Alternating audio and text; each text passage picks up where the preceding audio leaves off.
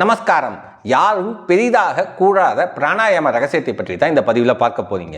இந்த காலகட்டத்தில் பலரும் பலவிதமான பிராணாயாம பயிற்சிகள் செய்கிறத நீங்கள் பார்த்துருக்கலாம். ஏன் நீங்களே கூட 1-2 பிராணாயாம பயிற்சிகளை பயிற்சி பண்ணலாம். அந்த பயிற்சிகளோட பெயர்களை பொதுவாக சொன்னோம்னா உஜ்ஜாயி, அனுலோம் விலோம், கபாலபாதி, பஸ்திரிகான்னு சொல்லிக்கிட்டே போகலாம். இந்த பயிற்சிகள்லாம் பிராணாயாம பயிற்சிகளா அல்லது இந்த பயிற்சிகள் பிராணாயாம பலன்களை கொடுக்குமா அப்படின்னு கேட்டிங்கன்னா இதற்கு எளிமையான பதில் இல்லை. எனக்கு ஒரு சில பலன்லாம் கிடைச்சிருக்கே அப்படின்னு நீங்கள் சொல்லலாம். முதல்ல நீங்கள் பிராணாயாமத்திற்கும் மூச்சு பயிற்சிக்குமான வித்தியாசம் தெரிஞ்சுக்குங்க. நீங்கள் பண்ணுற எல்லா பயிற்சியுமே மூச்சு பயிற்சி அல்லது நாடி சுத்தி வகையை சார்ந்தது, பிராணாயாமம் அல்ல. நீங்கள் செய்த எல்லா பயிற்சிக்கும் உங்களுக்கு பலன் கிடைக்கும். அவை மூச்சு பயிற்சிக்கான பலன்களை அன்றி பிராணாயாமத்திற்கான பலன்கள் அல்ல. எளிமையாக சொன்னால் பிராணனை பயன்படுத்தி பயிற்சி செய்தால் அது பிராணாயாமம். மூச்சு காற்றை பயன்படுத்தி பயிற்சி பண்ணால் அது மூச்சு பயிற்சிங்க. மூச்சு காற்று தானே பிராணன் அப்படின்னு நீங்கள் கேட்கலாம். மூச்சு காற்று பிராணன் அல்ல. பிராணன் என்பது உயிர் சக்தி. பிராணன் 4 விஷயங்களை அடிப்படையாக கொண்டு உங்களுக்குள்ள இயங்கும்னு சொல்லலாம். அது என்னங்க 4 விஷயம் அப்படின்னு கேட்டிங்கன்னா, முதல் விஷயம் உங்களின் வாழ்வியல், அதாவது வாழ்க்கை முறை. 2வது நீங்கள் சாப்பிடக்கூடிய சாப்பாடு. 3வது உங்களுக்கான தூக்கம். 4வது மூச்சு காற்று. இந்த 4ஐயும் அடிப்படையாக கொண்டு தான் பிராணன் உங்களுக்குள்ள இயங்கும். சரிங்களா? அப்படி இயங்கக்கூடிய அந்த பிராணனை எப்படி மேலே ஏற்றணும் இறக்கணும்னு சொல்லி கொடுக்கக்கூடிய பயிற்சியோட பேர் தான் பிராணாயாமம்.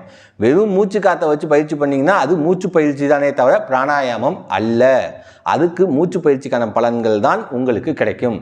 ரேசகம், பூரகம், கும்பகம் இந்த 3 பகுதியை பிராணாயாமத்தில் சொல்லுவாங்க. அதாவது மூச்சு காற்றை உள்ளே இழுக்கணும், கும்பகம்னா மூச்சு காற்றை உள்ளே அடக்கி வைக்கணும், அப்புறம் வெளியே விடணும்னு சொல்லுவாங்க.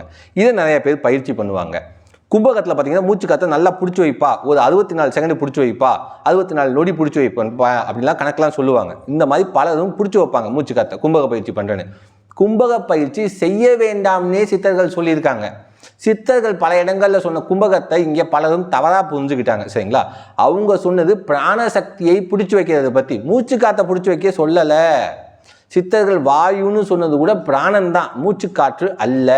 பலரும் மூச்சு காற்றுன்னு தப்பாக புரிஞ்சுக்கிட்டதோட விளைவு மூச்சு காற்றை பிடிச்சி வச்சுக்கிட்டு இருக்கீங்க. காகபுசுண்டர் தன்னுடைய பெருநூல் காவியத்தில் ரொம்ப தெளிவாக சொல்லுவார்.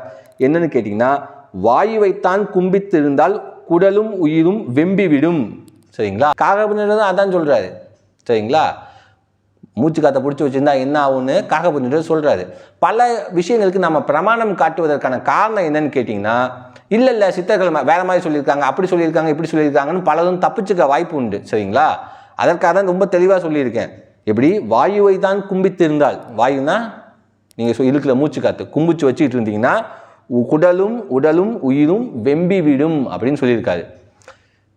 யோசிச்சுக்குங்க.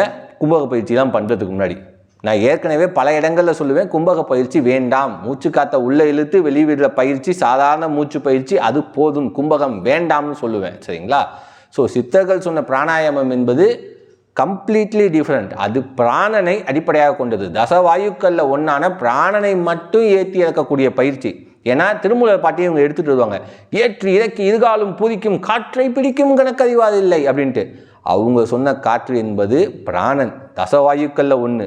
கரெக்டாக பிராணனை மட்டும் ஏற்றி இருக்கிற பயிற்சி, மூச்சு காற்றை அல்ல. சித்தர்கள் பிராணாயாம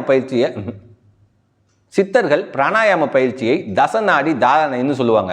தசநாடி தாரணைனா என்ன, அதுக்கு முன்னாடி பிராணன்னா என்ன அப்படிங்கிறதெல்லாம் வேற ஒரு வீடியோ பதிவில் கொஞ்சம் கொஞ்சமாக விளக்கமாக பேசுவோம். சரிங்களா?